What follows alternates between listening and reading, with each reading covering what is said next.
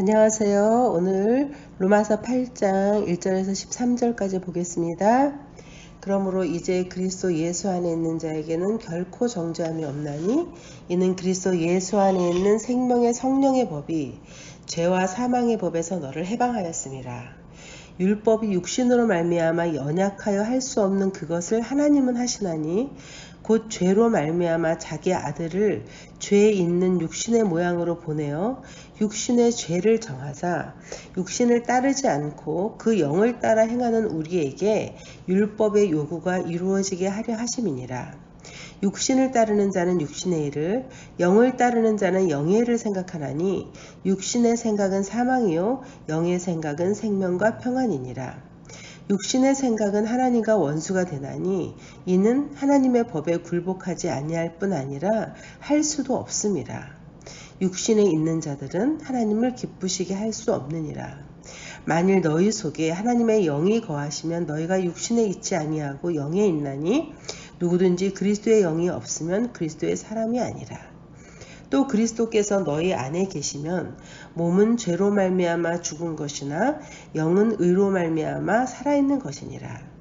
예수를 죽은 자 가운데서 살리신 이의 영이 너희 안에 거하시면 그리스도 예수를 죽은 자 가운데서 살리신 이가 너희 안에 거하시는 그의 영으로 말미암아 너희 죽을 몸도 살리시리라. 그러므로 형제들아 우리가 빚진 자로되 육신에게 져서 육신대로 살 것이 아니니라. 너희가 육신대로 살면 반드시 죽을 것이로되 영으로서 몸의 행실을 죽이면 살리니. 로마서 8장의 첫 번째 선언은 그리스도 예수 안에 있는 자에게는 결코 정죄함이 없다는 것입니다. 즉 너가 예수 안에 있으면 너는 절대 정죄받지 않는다 라는 것이죠. 예수 안에 있다는 것은 우리가 주님과 함께 죽고 또 주님의 부활과 함께 다시 살았다는 것을 믿는 것인데 바로 이 믿음이 성화의 씨가 된다라는 것이죠. 그리고 두 번째 선언은요, 성령으로 말미암아 너가 죄의 지배에서 해방되었다라는 것입니다. 즉 생명의 성령의 법이 너를 죄와 사망의 법에서 해방했다라는 것인데 이 말씀을 3절에서 13절까지 반복적으로 설명하고 있습니다. 우리가 이전에 따르던 죄와 사망의 법에서 해방되는 길은 더 이상 죄의 법에 따르지 않고 성령의 법을 따름으로써 가능하다라는 것이죠. 내가 주님을 영접함으로 내 안에 죄만 지배하던 상태가 죄와 성령이 같이 지배하는 상태가 된 것이죠. 그러므로 죄의 지배력은 죄 혼자 지배하던 때와는 비교도 안 되게 약해지는데 그래도 여전히 내 안에 죄는 존재하잖아요. 그러니까 이제 내가 죄를 따르는가 성령을 따르는가의 문제가 생긴다는 것이죠. 이때 4절에 육신을 따르지 않고 영을 따라 행하는 우리에게 율법의 요구가 이루어진다 라고 말씀합니다. 육신 즉 죄를 따르지 않고 영 즉 성령을 따라서 행하면 율법의 요구, 율법은 하나님이 자기 백성들에게 언약을 세우시면서 너네가 이렇게 살아라 라고 주신 법이거든요. 그 율법을 우리는 죄 가운데 있기 때문에 지킬 수가 없었는데 영을 따라 행하면 그 율법을 지킬 수가 있게 된다는 것입니다. 그 다음에 13절에 보면은요, 너희가 육신대로 살면 반드시 죽을 것이로되 영으로서 몸의 행실을 죽이면 살리니. 너희가 육신대로 살면, 그러니까 네가 원하는 대로 죄를 따라 살면은 반드시 죽는다는 것이죠. 그러나 영으로서 몸의 행실을 죽이면, 성령을 따라서 살면서 몸의 행실을 자꾸 거부하면, 죽이면 산다라는 것이죠. 이 말은 로마 교회 교인들에게 한 말입니다. 너희가 교인들이지만 예수를 믿는다고 하지만 계속해서 육을 따라 살면 너희는 구원받지 못한다. 왜냐하면 너희가 계속해서 육을 따라 살기로 하는 그 선택이 바로 너희 안에 성령이 없음을 증명하는 것이고 그러면 너희는 거듭난 것이 아니기 때문에 너희들은 구원받지 못한다라는 것이죠. 그러나 너희가 영을 따르고 영으로 몸의 행실을 죽이면 산다. 즉 영을 따르면 승리할 수 있다라는 것입니다. 로마서 8장은 우리가 성화를 향해서 나아가는 그 성도의 삶에 있어서 성령의 역할에 대해서 말씀하시는 장입니다. 로마서 전체에서 보면은요, 성령을 뜻하는 단어가 푸뉴마인데 이 단어가 모두 34회가 나왔습니다. 그런데 8장에서만 무려 21회가 사용되었습니다. 이 말은 성화는 성령의 일이라는 것이죠. 성령께서 이루시는 것이라는 거예요. 그러면 우리들의 일은 뭡니까? 우리는 성령께 우리의 의지를 순복하는 것이죠. 그런데 사실은 우리가 성령께 순종하는 것도 내 힘으로 못해요. 성령께서 우리를 도와주셔야 가능한 것이죠. 죄의 죽임, 죄를 죽이는 거요. 그리고 이게 바로 성화의 과정이잖아요. 이 과정에 있어서 우리가 두 가지 착각을 할 수가 있는데, 첫 번째는 옛날에 그 수도사들이 했던 것처럼 막 고행을 하고 금식을 하고, 그래서 자기 어떤 힘과 노력으로 성화를 이루려고 하는 거, 이것이 정말 어리석은 것이고요. 또 두 번째 실수는 뭐냐면요, 그럼 성령께서 하시는 거니까 성령님 다 알아서 하세요 하고 자기는 아무런 노력도 하지 않는 그 두 가지 잘못을 범할 수가 있는데요. 성령께서는 우리 안에서 우리와 함께 일하시는 분이시지, 우리에게 억지로 우리를 끌고 가거나 우리 없이 너는 가만히 있어, 내가 너의 성화를 다 이루어 줄게, 이러면서 혼자 일하시는 분이 아니라는 것입니다. 우리는 성령의 도움으로 성화를 힘쓰게 되고, 이렇게 성령의 도움으로 성화를 힘쓰게 될 때 우리 안에서 하나님의 은혜가 점점 생겨나게 되는 것입니다. 그리고 성화를 위해서 우리가 노력하면 노력할수록 은혜가 정말 필요하구나 라는 것을 느끼게 됩니다. 내가 성화를 이루기 위해서는 내 힘으로 안 되는구나, 정말 하나님의 은혜가 필요하구나, 성령님의 은혜가 필요하구나 라는 것을 점점 깨닫게 되고, 그래서 점점 더 은혜를 사모하게 되는 것이죠. 이러한 계속적인 반복을 통해서 신자는, 우리 성도들은 정욕을 이기고 은혜의 원리에 따라서, 은혜에 따라서 살게 된다라는 것이죠. 그런데 왜 많은 그리스도인들이 분명히 거듭난 것 같은데 성령의 지배보다 죄의 지배를 받으면서 살까요?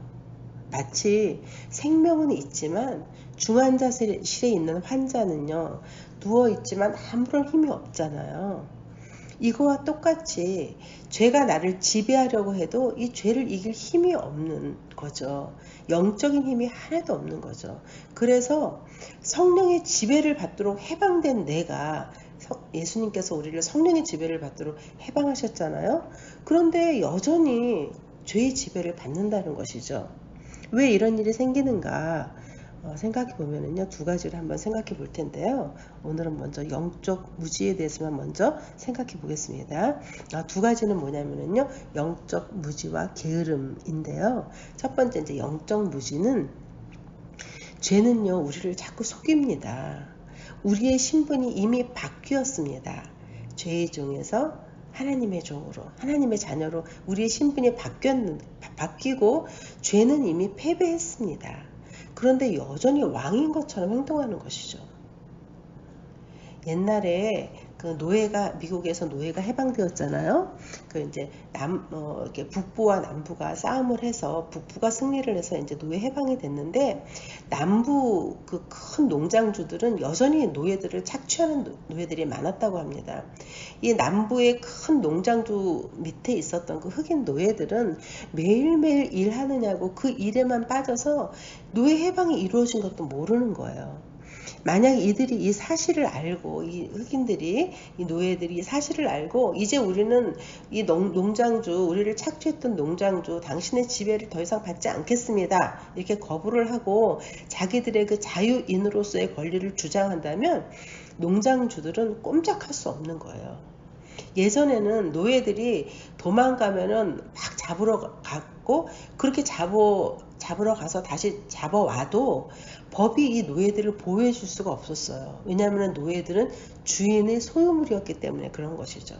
그런데 이제 법이 바뀌어서 이제 법이 합법적으로 이들을 보호해 주는 것이에요. 이들의 인권을 보호해 주고, 너네들은 더 이상 소유물이 아니고 노예가 아니다 라고 이렇게 법이 이들을 보호해주고 있는데, 이 흑인 노예들은 아직까지 이렇게 법이 바뀐 걸 모르고 여전히 이렇게 농장주들의 노예 생활을 하는 그런 그 흑인들이 많았다라는 그런 역사가 증명해주고 있거든요.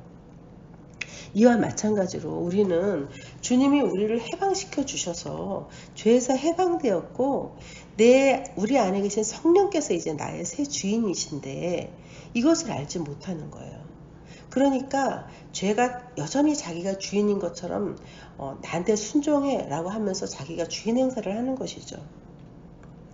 호세아서 4장 6절에 보면은 내 백성이 지식이 없으므로 망하는도다.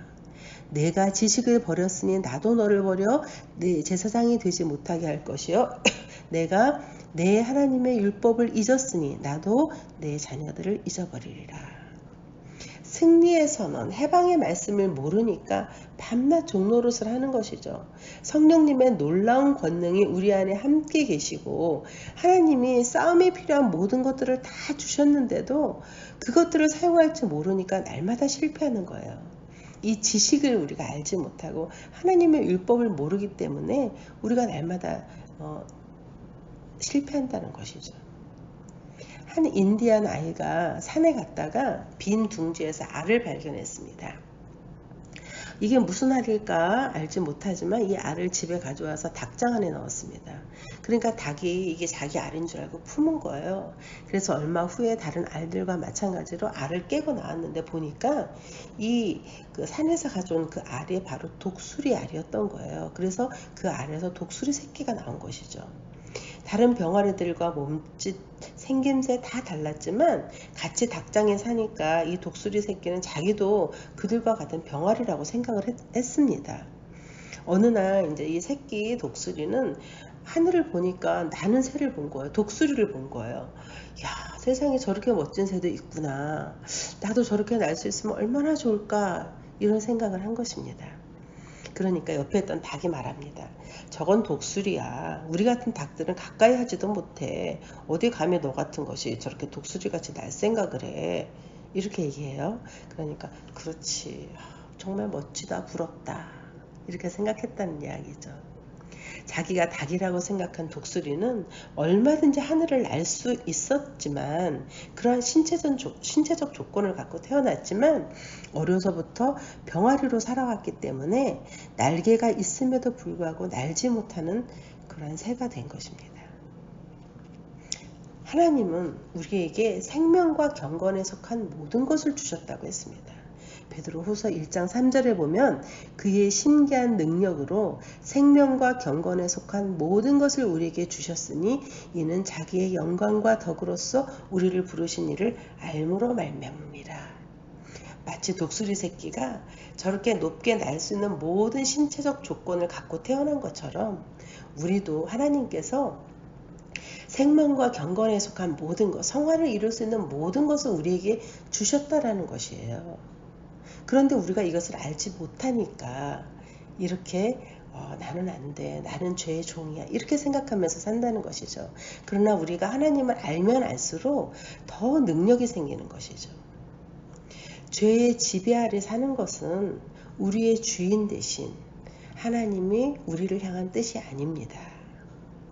우리가 내일 계속해서 이 문제에 대해서 더 깊이 생각해 보도록 하겠습니다. 감사합니다.